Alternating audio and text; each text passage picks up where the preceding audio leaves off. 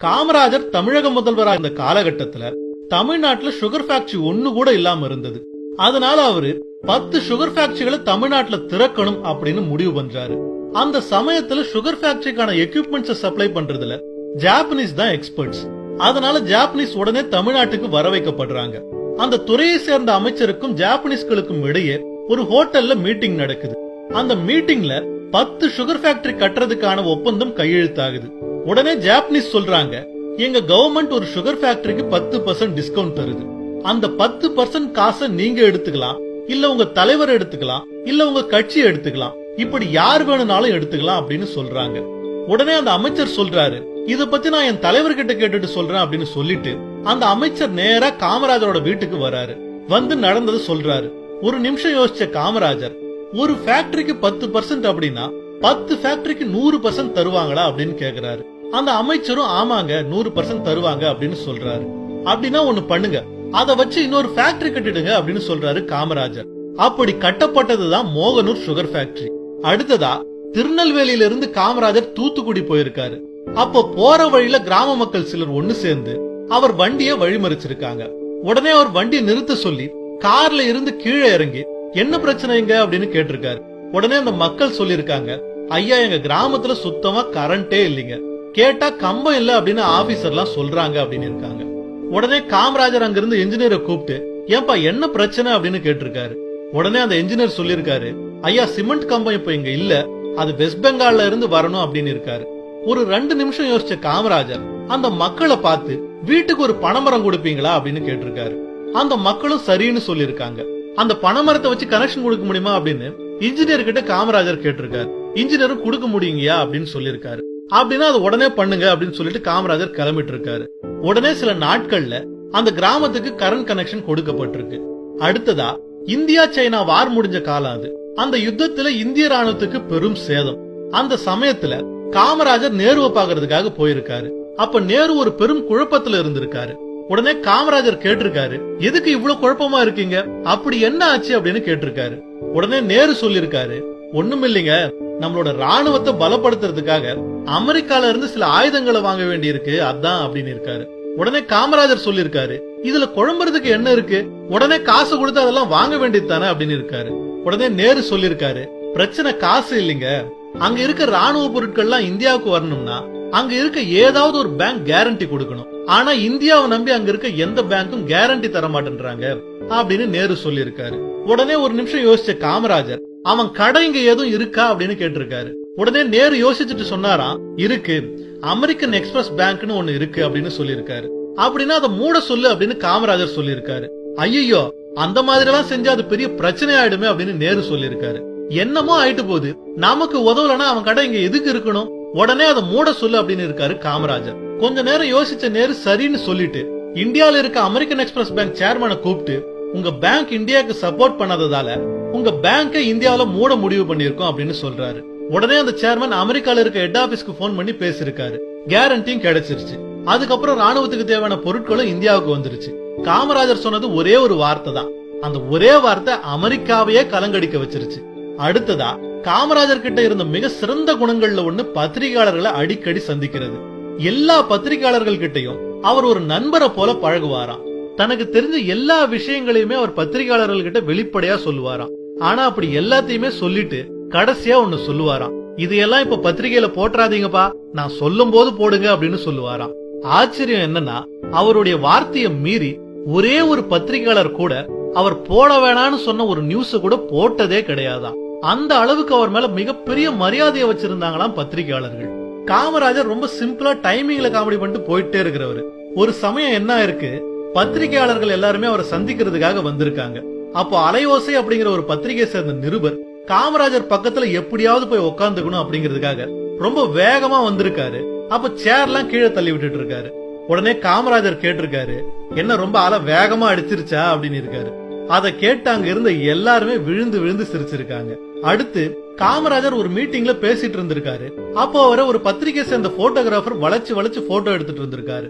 உடனே காமராஜர் ஒருத்தர்கிட்ட சொல்லி அந்த போட்டோகிராஃபர் சுந்தரத்தை கூப்பிடுப்பா அப்படின்னு சொல்லிருக்காரு. சுந்தரத்துக்கு ஒரே பதட்டம், ஐயையோ நம்ம ஏதோ தப்பு பண்ணிட்டோம் போலயே அப்படின்னு நினைச்சுக்கிட்டு பயந்துகிட்டே போயிருக்காரு.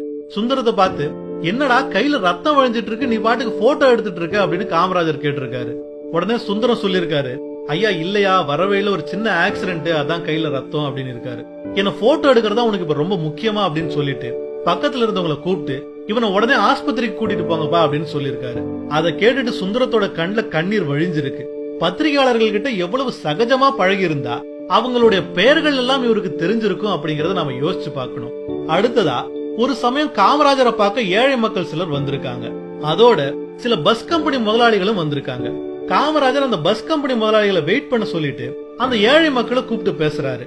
அப்ப அவர் அவங்க கிட்ட கேட்ட முதல் கேள்வி என்னன்னா, ஊருக்கு கடைசி பஸ் எத்தனை மணிக்கு அப்படிங்கிறது தான். அவங்க நைட் 8 இல்ல 8:30 மணியோன்னு சொல்லிருக்காங்க. உடனே காமராஜர் என்ன பண்ணிருக்காரு, அவங்களுக்கான பணிகளை எல்லாமே வேக வேகமா முடிச்சு அவங்கள எவ்வளவு சீக்கிரம் அனுப்ப முடியுமோ அவ்வளவு சீக்கிரம் அனுப்பிச்சு வச்சிருக்காரு. அத பார்த்த பஸ் கம்பெனி முதலாளிகளுக்கு செம கோவம். என்னடா இது, நம்ம இவ்வளவு பெரிய பிசினஸ் மேன் இங்க உட்காந்துட்டு இருக்கோம், ஆனா இவர் என்னன்னா நமக்கு முக்கியத்துவம் கொடுக்காம அந்த ஏழைங்களை கூப்பிட்டு பேசி அவங்களுக்கு தேவையானதெல்லாம் முடிச்சு கொடுத்துட்டு அனுப்புறாரு அப்படின்னு சொல்லிட்டு அந்த இடத்தை விட்டு அவங்க கிளம்பிட்டாங்க. அதுக்கப்புறம் அந்த பஸ் கம்பெனி முதலாளிகளை வர சொல்லு அப்படின்னு காமராஜர் அவருடைய உதவியாளர் கிட்ட சொல்லியிருக்காரு. உடனே அந்த உதவியாளர் சொல்றாரு, ஐயா அவங்க எல்லாம் எப்போ போயிட்டாங்கயா அப்படிங்கிறாரு. அப்படியா, உடனே அவங்களுக்கு போன் போடு அப்படின்னு சொல்லியிருக்காரு. போனை போட்டதும், ஏயா உங்களால காத்திருக்க முடியாதா, வந்தவன் கிராமத்தான், அவன் கடைசி பஸ்ஸை விட்டுட்டா அவனால வீட்டுக்கு இன்னைக்கு போகவே முடியாது, ஏதாவது வாங்கி சாப்பிடவோ இல்ல வெளியில தங்கவோ அவங்ககிட்ட காசும் இருக்காது, அதனால அவன் ராத்திரி முழுசா பட்னியாவே ஏதாவது ஒரு ரோட்ல தூங்கணும்யா. ஆனா உன்னுடைய நிலைமை அப்படியா இருக்கு, உங்ககிட்ட கார் இருக்கு, லேட் ஆனாலும் உன்னால வீட்டுக்கு போக முடியும், இது கூடவா உனக்கு புரியல? இன்னொன்னு, நான் முதலமைச்சர் ஆனதாலதான் நீங்க எல்லாம் என்ன பார்க்க வந்திருக்கீங்க, ஆனா அவன் என்ன முதலமைச்சர் ஆக்கிட்டு வந்து பாக்குறான், நான் யார முதல்ல பாக்கணும் நீயே சொல்லு, கொஞ்சம் புரிஞ்சுக்க, உனக்கு தேவையானதை நான் செய்யறேன் இல்லன்னு சொல்லல, ஆனா அவனுடைய நிலைமையை நான் புரிஞ்சுக்கணும் இல்லையா, உடனே கிளம்பி வா அப்படின்னு சொல்லியிருக்காரு. அடுத்ததா காமராஜரோட நெருங்கிய நண்பர் ஒருத்தர் அவருடைய பையனுக்கு கல்யாணம் வச்சிருக்காரு. அதனால நேர்ல வந்து அவர் காமராஜர் அழைச்சிருக்காரு. உடனே காமராஜர் சொல்லிருக்காரு, டேய் உன் வீட்டு கல்யாணத்துக்கு வருவானா எங்க முதலமைச்சரா இருக்கேன், அதெல்லாம் வர முடியாது போ அப்படின்னு சொல்லிருக்காரு. அந்த நண்பரும் பெரும் வருத்தத்தோட அங்கிருந்து கிளம்பி இருக்காரு. கல்யாணத்தன்னைக்கு காலையில காமராஜரோட கார் அங்க வந்து நின்னு இருக்கு. உடனே அவருடைய நண்பர் ஓடி வந்து, என்னடா வரமாட்டேன்னு சொன்ன வந்துட்ட அப்படின்னு கேட்டிருக்காரு.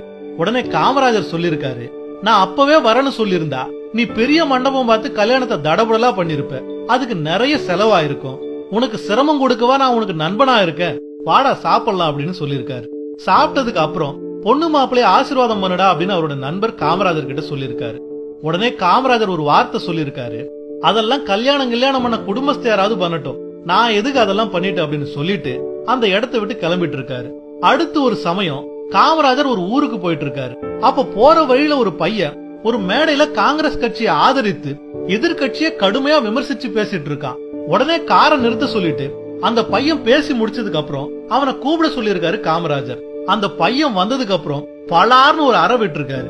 என்னடா அரசியலை பத்தி உனக்கு என்ன தெரியும், படிக்க வேண்டிய வயசுல என்ன அரசியல் உனக்கு, நீங்க எல்லாம் படிக்கணும்னு தானடா நாங்கெல்லாம் ராத்திரி பகலா வேலை செஞ்சுட்டு இருக்கோம், உங்க அப்பாவை கூப்பிட்டு நேர்ல வந்து என்ன பாரு அப்படின்னு சொல்லிட்டு அங்க இருந்து கிளம்பிட்டு இருக்காரு. காசு கொடுத்து தன்னோட கட்சியில ஆள் சேர்க்கும் அரசியல்வாதிகளுக்கு மத்தியில இப்படி ஒரு அரசியல் தலைவரை பாக்குறது அதிசயம் தானே. அதே மாதிரி ஒரு சமயம் காமராஜர் ஒரு மீட்டிங்க்கு போறாரு. அந்த சமயத்துல ஒரு சீரியல் லைட் அருந்து விழுது. உயரமான ஒரு கம்பத்துல அதை திரும்ப கட்டணும். உடனே ஒரு பையன் நான் கட்டுறேன் அப்படின்னு சொல்லிட்டு அந்த கம்பத்து மேல வேக வேகமா ஏறி அந்த லைட்டை கட்டுறான். அவன் கட்டிட்டு கீழே இறங்கி வந்ததும் அவனை காமராஜருக்கு முன்னாடி கொண்டு போய் நிறுத்தி இவன் தான் அந்த லைட்டை கட்டினா அப்படின்னு பெருமையா சொல்லிருக்காங்க. உடனே காமராஜர் பலார்னு ஒரு அறை விட்டுட்டு, ஏண்டா அவ்வளவு உயரமான கம்பத்துல ராத்திரி நேரத்துல ஏறுறியே, நீ கீழே விழுந்து அடிபட்டு உனக்கு ஏதாவது ஆச்சுன்னா யார் பதில் சொல்றது, காமராஜர் இங்க வந்தாரு, அவராலதான் இந்த பையன் கம்பத்துல இருந்து கீழே விழுந்தான் அப்படின்னு எல்லாரும் சொல்ல மாட்டாங்களா, ஒழுங்கா நடந்துக்குங்கடா அப்படின்னு சொல்லிருக்காரு காமராஜர். அடுத்ததா ஒரு சமயம் பஸ் கண்டக்டர் ஒருத்தர் ஒரு பிரச்சனையில காலேஜ் ஸ்டூடெண்ட் ஒருத்தரை அடிச்சிட்டு இருக்காரு. அதனால மாணவர்கள் எல்லாம் சேர்ந்து போராட்டம் பண்றாங்க. உடனே அங்க வந்த காமராஜர் அந்த கண்டக்டரை டிஸ்மிஸ் பண்ணு அப்படின்னு சொல்லிட்டு அங்க இருந்து கிளம்பிட்டு இருக்காரு. அதை கேட்டு மாணவர்கள் எல்லாம் சந்தோஷப்பட்டு அந்த இடத்தை விட்டு கலைஞ்சு போயிடுறாங்க. அதுக்கப்புறம் 1 மணி நேரத்துல அந்த கண்டக்டர் காமராஜர் முன்னாடி நிக்கிறாரு. உடனே காமராஜர் கேக்குறாரு, படிக்கிற பசங்க மேல கைய வச்சா அவங்க சும்மா இருப்பாங்களா, யோசிக்க மாட்டியா நீ, உன் வீட்டுல எத்தனை பேர் அப்படின்னு கேட்டிருக்காரு. உடனே அந்த கண்டக்டர் சொல்லிருக்காரு, ஐயா நானு என் அப்பா அம்மா பொண்டாட்டி புள்ளிங்க இப்படி நிறைய பேர் இருக்கையா அப்படின்னு சொல்லிருக்காரு. உன்னை தவிர உன் வீட்டுல வேற யாராவது வேலைக்கு போறாங்களா அப்படின்னு கேட்டிருக்காரு காமராஜர். இல்லையா அப்படின்னு சொல்லிருக்காரு அந்த கண்டக்டர். சரி ஒண்ணு பண்ணு, ஒரு 6 மாசத்துக்கு இந்த பக்கம் நீ தலை வச்சு படுக்காத, நீ வேற எங்காவது போய் வேலை செய் அப்படின்னு சொல்லிருக்காரு. உடனே அந்த கண்டக்டர், ஐயா வேலை அப்படின்னு கேட்டிருக்காரு. போ வேற இடத்துல உனக்கு வேலை போட்டு தர சொல்றேன் அப்படின்னு காமராஜர் சொல்லியிருக்காரு. அடுத்து ஒரு சமயம் வயசான ஒருத்தர் ஒரு வண்டியில நிறைய மூட்டைகளை ஏத்திக்கிட்டு ஒரு பிரிட்ஜ் மேல ஏற அந்த வண்டியை கஷ்டப்பட்டு இழுத்துட்டு இருந்திருக்காரு. பாதி தூரத்துக்கு மேல அந்த வண்டி நகராம தடுமாறுது. அப்போ அந்த சமயத்துல அந்த பிரிட்ஜ் மேல ஒரு கார் போகுது. அந்த கார்ல இருந்தவரு நிறுத்து அப்படின்னு சொல்லிட்டு கார்ல இருந்து இறங்கி ஓடி வந்து அந்த வண்டிக்கு பின்னாடி போய் அதை தள்ளி விட்டு இருக்காரு. அப்படி செஞ்சவரு வேற யாரும் இல்ல, நம்ம காமராஜர் தான். காமராஜர் இது செஞ்சதை பார்த்துட்டு அங்க இருக்கவங்க எல்லாம், ஐயா நீங்க எதுக்கு இதெல்லாம் செய்றீங்க அப்படின்னு சொல்லிருக்காங்க. உடனே காமராஜர் சொல்லிருக்காரு, நான் ஒருத்தரை கூப்பிட்டு இதை செய்யன்னு சொல்றதுக்குள்ள அந்த வண்டியில இருக்கிற மூட்டைங்க எல்லாம் கீழே விழுந்துரும், அதுக்கு நானே அதை செஞ்சிடலாமே. அதோட ஒரு வண்டியை ஒரு மேட்ல இழுக்கிறது எவ்வளவு கஷ்டம்னு எனக்கு நல்லா தெரியும், நானும் இதெல்லாம் பார்த்தவன் தான் அப்படின்னு சொல்லிருக்காரு. அடுத்ததா அவரோட அமைச்சரவையில இருந்த ஒரு அமைச்சர் எப்பவுமே அவரை சந்திக்க வர அரசு அதிகாரிகளை நிக்க வச்சு பேசிட்டு இருந்தாராம். எவ்வளவு பெரிய அதிகாரியா இருந்தாலும் அவர்கிட்ட மணிக்கணக்கில் நின்னுகிட்டே பேச வேண்டிய சூழல் இருந்துதான். உடனே இத பத்தி காமராஜர் கிட்ட ஒரு அதிகாரி சொல்லிருக்காரு. உடனே காமராஜர் சில பெரிய பெரிய அதிகாரிகளை எல்லாம் தன்னோட அறைக்கு கூப்பிட்டு இருக்காரு. அதோட அந்த அமைச்சரையும் கூப்பிட்டு இருக்காரு.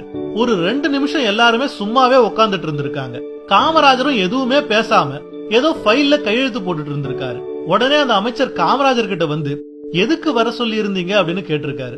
உடனே காமராஜர் சொல்லிருக்காரு, சுத்தி பாருங்க எல்லா அதிகாரிகளும் உட்கார்ந்துட்டு தான் இருக்காங்க, நான் ஒரு முதலமைச்சர், எனக்கு முன்னாடியே எல்லாருமே உட்கார்ந்துட்டு தான் இருக்காங்க, இதனால ஒன்னும் குடிமொழிக்கு போயிடல அப்படின்னு சொல்லிட்டு மீட்டிங் முடிஞ்சது, எல்லாரும் கிளம்புங்க அப்படின்னு சொல்லிருக்காரு. இந்த மாதிரி பல பிரச்சனைகளை அசால்ட்டா வெறும் 5 நிமிஷத்துல தீர்க்கக்கூடிய ஒரு சமயோஜித புத்தி நம்ம காமராஜருக்கு மட்டுமே உரியது. அடுத்ததா ஒரு சமயம் அவருக்கு நெருக்கமான ஒருத்தர் சினிமா தியேட்டர் ஓபன் பண்றதுக்காக காமராஜரை அழைச்சிருக்காரு. காமராஜரும் வரேன்னு சொல்லி ஒத்துக்கிட்டு இருக்காரு. அந்த சமயத்துல அந்த சினிமா தியேட்டரோட ஒயரிங் எல்லாம் சரியா பண்ணாம இருந்ததால அந்த சினிமா தியேட்டருக்கு லைசன்ஸ் தர மாட்டேன் அப்படின்னு அந்த டிஸ்ட்ரிக்ட் கலெக்டர் சொல்லிட்டு இருக்காரு. உடனே அந்த சினிமா தியேட்டர் சேர்ந்தவங்க எல்லாம் அந்த டிஸ்ட்ரிக்ட் கலெக்டர் போய் பேசிருக்காங்க. ஆனா அவர் மசீர மாதிரி தெரியல. உடனே அவங்க சொல்லிருக்காங்க, இந்த தியேட்டர் ஓபன் பண்ண போறது யார் தெரியுமா, இந்த தமிழ்நாட்டோட சிஎம், அப்படி இருந்தும் எந்த தைரியத்துல நீங்க இப்படி பேசுறீங்க அப்படின்னு கேட்டிருக்காங்க. உடனே அந்த கலெக்டர் சொல்லிருக்காரு, யார் வந்து ஓபன் பண்ணாலும் சரி தியேட்டர் கம்ப்ளீட் ஆகாம என்னால லைசன்ஸ் கொடுக்க முடியாது. ஒன்ன மட்டும் நல்லா புரிஞ்சுக்கங்க, நான் இன்னைக்கு கலெக்டர் வேலையை விட்டுட்டு தேர்தல்ல நின்னு சிஎம் ஆக முடியும், ஆனா ஒரு சிஎம் அவருடைய பதவியை ராஜினாமா பண்ணிட்டு கலெக்டர் ஆக முடியாது அப்படின்னு சொல்லிருக்காரு. அந்த காலகட்டம் எப்படி இருந்தது அப்படின்னா, நிறைய நேர்மையான அதிகாரிகள் இருந்தாங்க. அந்த அதிகாரிகள் எல்லாருமே அரசியல்வாதிகளை கண்டு அஞ்சாதவங்களா இருந்தாங்க. அதனாலதான் அந்த கலெக்டர் அவ்வளவு தைரியமா பேசியிருக்காரு. சரி, இப்ப நாம இந்த கதைக்கு வருவோம். கலெக்டர் இப்படி சொன்னதால உடனே அந்த தியேட்டரை சேர்ந்தவங்க எல்லாம் காமராஜர் கிட்ட போயிட்டு, ஐயா தியேட்டருக்கு இன்னும் லைசன்ஸ் கிடைக்கல, நாங்க போய் கலெக்டர் கிட்ட பேசி பார்த்தோம், ஆனா அவர் இதெல்லாம் சொன்னாரு அப்படின்னு சொல்லிட்டு அங்க நடந்த எல்லாத்தையுமே அவர்கிட்ட சொல்லிருக்காங்க. உடனே காமராஜர் சிரிச்சுக்கிட்டே சொன்னாரா, அவர் சரியா தானே சொல்லிருக்காரு, ஆனா என்ன அவர் சொன்னதுல ஒரே ஒரு திருத்தம், நான் கலெக்டர் இல்ல, கலெக்டர் ஆபீஸ் பியூனா கூட ஆக முடியாது அப்படின்னு சொல்லிருக்காரு. உடனே அந்த தியேட்டர் சேர்ந்தவங்க எல்லாம் சொல்லிருக்காங்க, ஐயா என்னையா நீங்களும் இப்படியே பேசுறீங்க, அந்த கலெக்டர் உங்களுக்கு கட்டுப்பட்டவர் இல்லையா அப்படின்னு சொல்லிருக்காங்க. உடனே காமராஜர் சொல்லிருக்காரு, உன்னை மட்டும் நல்லா புரிஞ்சுக்கோங்க, இந்த மாதிரியான நேர்மையான அதிகாரிகளை நம்பித்தான் நான் தைரியமா ஆட்சி நடத்திட்டு இருக்கேன். அவர் சொன்ன மாதிரியே முழுசா தியேட்டர் வேலையை முடிச்சிட்டு அதுக்கப்புறம் தியேட்டரை திறந்துக்கங்களேன் அப்படின்னு இருக்காரு. உடனே அவங்க எல்லாம் சொல்லிருக்காங்க, ஐயா தியேட்டர் வேலைகளை முடிக்கிறதுல பிரச்சனை இல்ல, ஆனா உங்களோட தேதி தான் பிரச்சனை அப்படின்னு இருக்காங்க. உடனே காமராஜர் சொல்லிருக்காரு, சரி அப்படின்னா நான் வந்து சொன்ன தேதியில ரிப்பனை கட் பண்ணிடுறேன், ஆனா நீங்க லைசன்ஸ் இல்லாம படம் ஓட்டக்கூடாது அப்படின்னு இருக்காரு. அதே மாதிரி அவர் சொன்ன தேதியில போய் ரிப்பனை கட் பண்ணிட்டு நேரா கலெக்டர் பங்களாக்கு வண்டியை விடுறா அப்படின்னு இருக்காரு. அங்க போனா கலெக்டர் ஏதோ நியூஸ் பேப்பர் படிச்சுட்டு இருந்திருக்காரு. காமராஜரை பார்த்த உடனே ஐயா வாங்க வாங்க அப்படின்னு சரியான முறையில அவரை வரவேற்று இருக்காரு.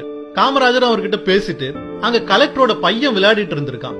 அவனை கூப்பிட்டு, தம்பி உன் பேர் என்ன, என்ன படிக்கிற, இந்த மாதிரி எல்லாம் விசாரிச்சிருக்காரு.